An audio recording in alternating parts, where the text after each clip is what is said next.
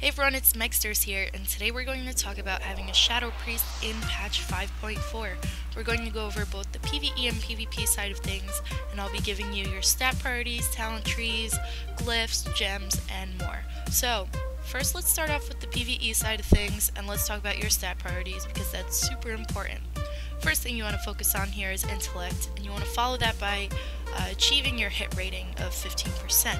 And just keep in mind, with a Shadow Priest, this is achieved through either Spirit or Hit.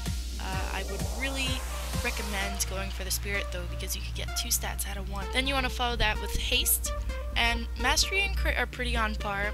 I would choose Mastery over Crit, but again, that's just a personal preference. So now let's move on to your glyphs as a Shadow Priest. Your minor glyphs are purely cosmetic for a Shadow Priest, and the major glyphs are not that great, to be honest with you. You may want to look at Glyph of Inner Sanctum as one of your major glyphs, so you get 2 little boosts there, which is nice. Glyph of Fade may also be something you want to look at. You will have a 10% damage decrease while you're using Fade.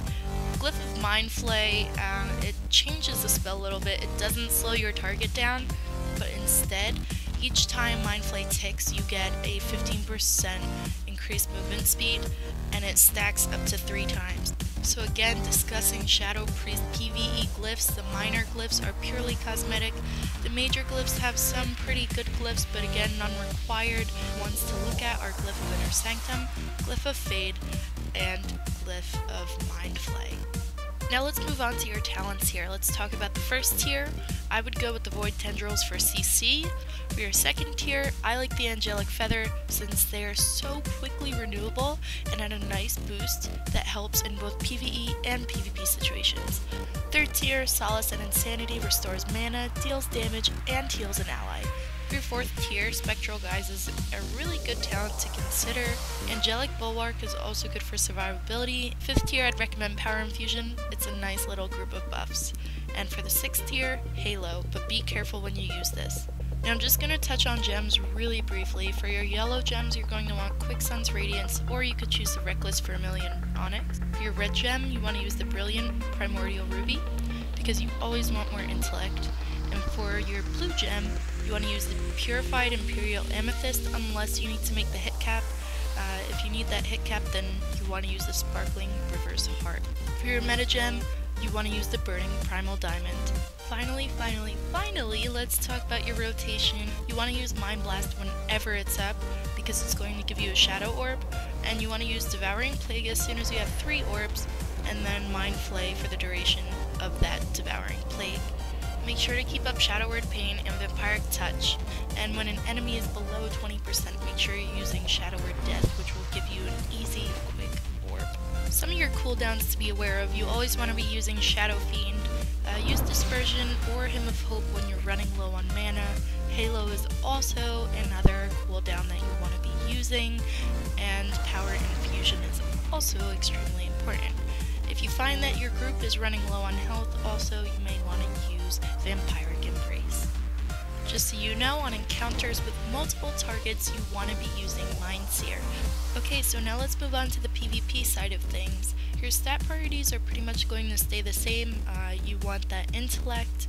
You want to fill out your spell hit, which is 6% here, which is pretty easy to fill, so I'd say that has the main priority here. Then you want haste.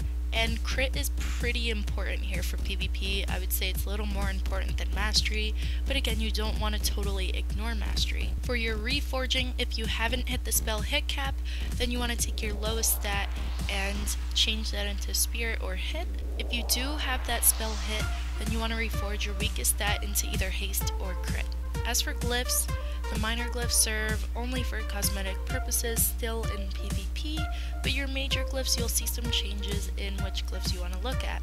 The Glyph of Inner Sanctum is a great major glyph to look at here for PvP. I would also really look at the Glyph of Reflective Shield. Glyph of Mass Dispel is also extremely useful here because it can remove magic effects that normally are undispellable. So that could be extremely useful in PvP settings. So I would say those are the 3 most important glyphs to look at here, although there are many options. Now moving on to your talents. For the first tier, you want to look at Void Tendrils or Psy Fiend, although I prefer having Psy Fiend. For your second tier, I would stay the same and keep using Angelic Feather as I said in PvE. For your third tier, you want to use Solace and Insanity. For your 4th tier, Spectral Guise is really good in arena settings and PvP settings in general. For your 5th tier, you can choose between Power Infusion or Divine Insight. I would say Divine Insight has a little bit more of a priority over Power Infusion. For your last tier, Divine Star's pretty good. I like Cascade, but again, it really burns your mana. Your gem choices are pretty much going to stay consistent here.